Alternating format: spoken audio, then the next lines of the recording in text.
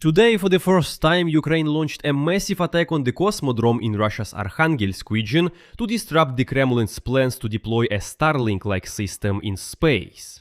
In addition, on the night of August 24, a fire broke out at the Tube industrial park in Dagestan after explosions. The warehouse complex of the Ozon marketplace, covering about 130,000 square meters and considered the largest warehouse of this company in the North Caucasus, was hit. And this became the sixth warehouse of this company to burn down in just 3 days. Ozon's shares immediately plummeted by more than 30%. In response, Kremlin spokesman Dmytro Peskov threatened that from now on, Russian forces would regularly strike Kyiv in retaliation for Ukrainian drone attacks at Ozon marketplace warehouses as well as other commercial infrastructure. Well, although Russia, let me remind you, was doing this before as well, and regularly attacked not only Kyiv, but also other peaceful cities in Ukraine.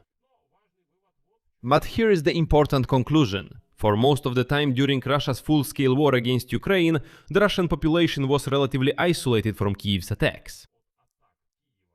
But now the situation is changing dramatically. My name is Alexei Pechi, let's discuss this topic together.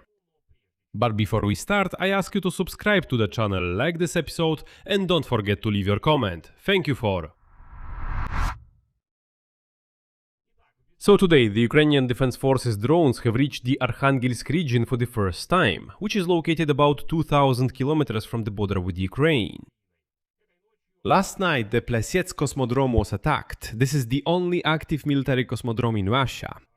The newest intercontinental ballistic missile Sarmat has been tested there multiple times. In addition, in 2026, the Soyuz 2 and Angarus were successfully launched from there several times, along with the spacecraft of the Razvet satellite constellation, which is considered by the Russian Ministry of Defense as an analog of the American Starlink system.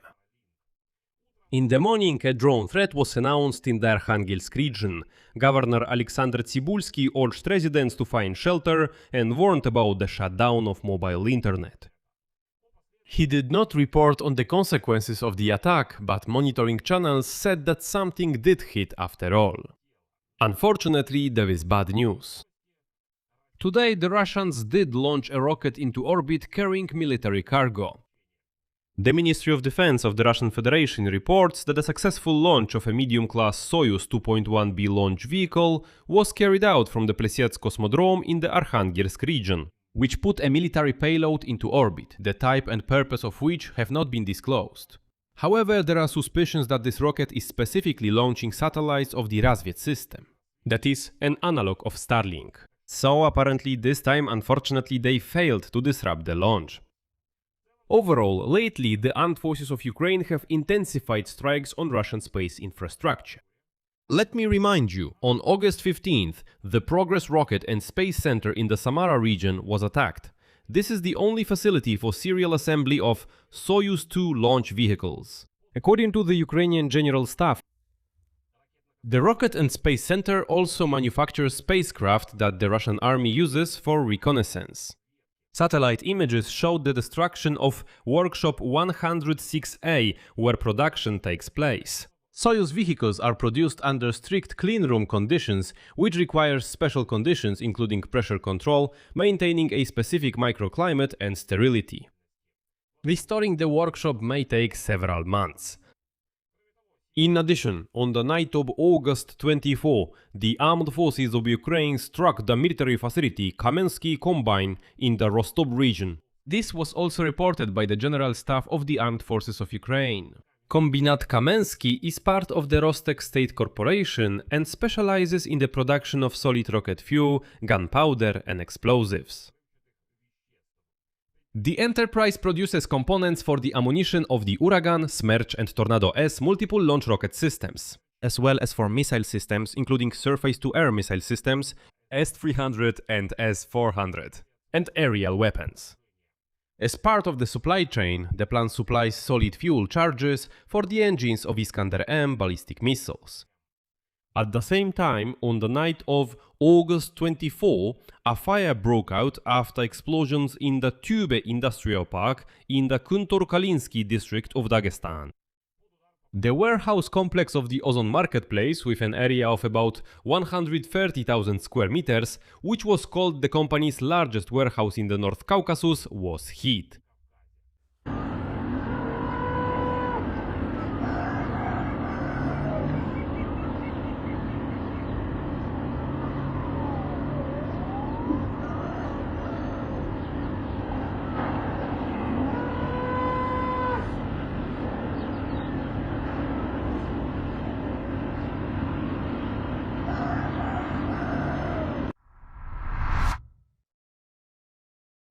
In total, 6 warehouse complexes of one of the largest online retailers in the Russian Federation, Ozon, have already been attacked by drones over the past 3 days. The attacks followed ongoing attacks on Wildberries warehouses since mid-July. Over the weekend, Ozon warehouses in Samara and Orenburg were hit. But on Monday, the company reported an attack on a logistics center in the suburb of Krasnodar, in the village of NM, where a major fire broke out. And in Makhachkala, where a fire broke out and people were injured. In addition, Ozon warehouses in Dagestan and Nevinomysk were evacuated due to the threat of a drone attack, but the facilities themselves and the goods inside were not damaged. Nevertheless, the shares of Ozon, the second largest Russian marketplace, which occupies more than a quarter of the e-commerce market in Russia, collapsed by 30% on the Moscow exchange on Monday. Against this backdrop, today, Kremlin spokesman Dmytro Peskov stated that Russian military will regularly strike Kyiv, supposedly in response to attacks by Ukrainian drones. At Ozon marketplace warehouses, as well as other commercial infrastructure. Well, as if Russians haven't been doing this all along. It's such hypocrisy, but I don't know why I'm surprised. These are unwashed Russians after all. Earlier, Vladimir Putin stated that, quote, the Kyiv regime set out to damage our economy and opened Pandora's box. Well then, get ready for a response targeting your most sensitive sectors of the economy, which, to be honest, are already on their last legs. By the way, this also applies to agricultural production, from whose exports the Kiev regime gets most of its income. Well, look who's talking about Pandora's box. I mean this bold thug, Vladimir Putin. He started a full-scale war against Ukraine, and when they began to hit him in his brazen face, they just started hitting this bold dwarf in the face. He opened his mouth and claims that Ukraine has opened Pandora's box. Well, it's amazing, but the unwashed Russians still keep believing all of this. Moreover, according to that bold freak Vladimir Putin, the attacks help Russian soldiers at the front accomplish their combat missions.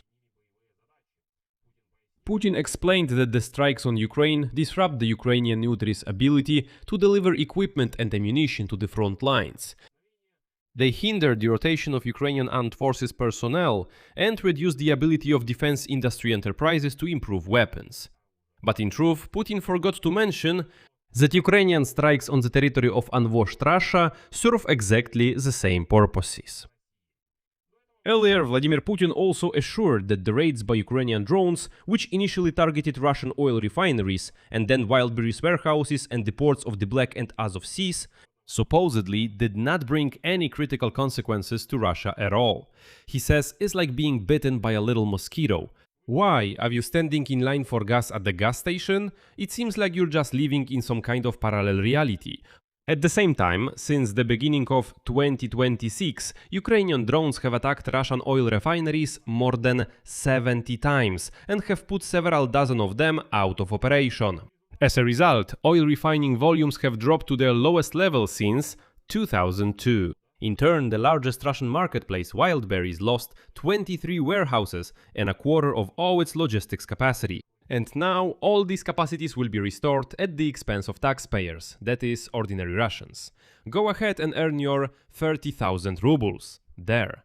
But you'll have to pay for the restoration of Wildberries warehouses. But just so you know, if you didn't get it, Putin told you there are no consequences from these strikes. Everything is just fine.